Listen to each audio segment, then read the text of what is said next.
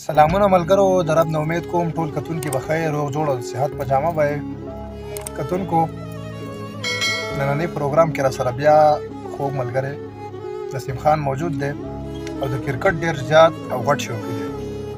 ځکه همیشه دپاره چې په کلي کې نو هم کرکټ د ژوند نور ډېر سرګرمیات هم سره انجام ته رسوي. د هغې سره کرکټ د فیورټ دی. نو په سعودي عرب کې د جمعې ورځ ده او کرکټ لرالو د نسیم خان کرکټ درته نن ښیم چې هغه زموږ د نسیم خان شان کرکټ کوي که نه.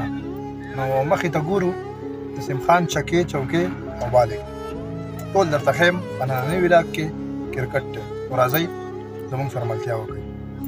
دا د کرکټ ګراوند دی. نسیم خان څه دی کرکټ به وکړي چکې مکې به ووایي انشاءالله کوشش به کوو خپل وس مطابق کوشش به وکړو انشاءالله کار کوو. نن میچ د چا سره دی؟ نن مو پنجابیان دی یاره دا اوس هم میچ دی چیلنج یې راکړی دی ډېر ټف ټیم دی. کوشش کوو انشاءالله چې وګورو چې په پنجابیانو وویله بیا بس دا خو الله ته پته ده. صحیح ده مخې ته ګورو د پنجابیانو سره میچ دا زموږ کپتان دی دې کې لږ خبرې انټرویو څه وی؟ السلام علیکم ورحمۃ اللہ وبرکاتہ. څه به یار بس دا زموږ ملګري میچ دی ان شاء الله ورشي هغې نه بعد ګیم هسې نسیم خو غټ چیلنجونه ورکوي که نه نسیم خو ماشاءالله دی خو لکه نسیم باره کې څه وی؟ نسیم دا پر شا هغه زموږ د نسیم شاه دی که نه هسې نسیم نه دی نسیم شاه خو نه دی زما په خیال په ټینس کې نسیم شاه نه ښه دی الحمدلله او ډېر ښایسته قسم پلیر دی خاص کر بیلچې سره ډېر مزدار علي کپټن شاه خو تاسو کتلي خو بیلچې تاسو نه دی بیلچې وي. صحیح ده مخې ته ګورو د پنجابیانو سره میچ دی نو زموږ سره ملتیا وکړئ. څنګه چې تاسو ولیدل کرکټ شروع دی نور میچ به درته هم ښایو او د سوات ملګري تاسو میلاو شو او همیشه لپاره که موږ سوات په شیشه باندې ګورو په هره پاڼه چې موږ سوات کتلی دی د سوات ښایست نو څنګه چې سوات ښکلی دی دغه شان د سوات پښتانه ښکلي دي. د سوات ملګري را سره ولاړ دي په څو پوښتنې ترې کوم. زما نوم محب الله دی او زما 3 کاله وشو چې سعودي عرب کې او کار روزګار دې څه دی؟ کار روزګار خو موږ د بلاکو کار کوو د بلاکو کار دی. نو نن سبا بېروزګاري ده د بېروزګارۍ کې ستا کار شته یا نشته؟ یاره بس لکه ګزاره کوي خو مزه یې نشته.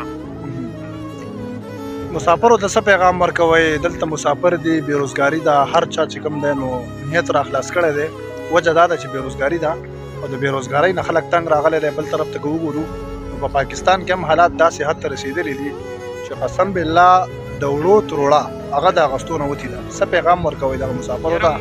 مسافرو له دا پیغام ورکوو چې یاره وخت هر څنګه راځي په سعودي عرب کې څه وخت کې کارونه سیټ شي څه وخت کې بیا کم شي خو خپله ګزاره به کوو او همت به نه بایلو ځکه چې زموږ په عمل کې هم سشتۍ نه او ګراني ده نو د هغې مطابق به موږ ګزاره کوو او خپل کوشش به کوو دلته چې یاره د کار کوشش زنده‌باد. دا د سوات پښتانه او د سوات ګلونه وو ستاسو سره مې میلاو کړه.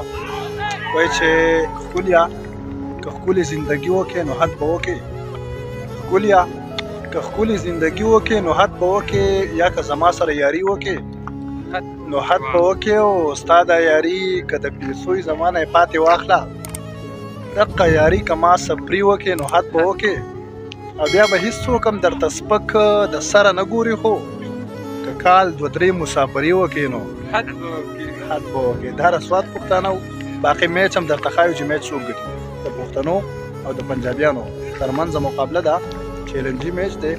نسیم خان کپتان دی مخکې مې هم میلاو کړو در سره بعد کې در سره هم میلاو راځئ.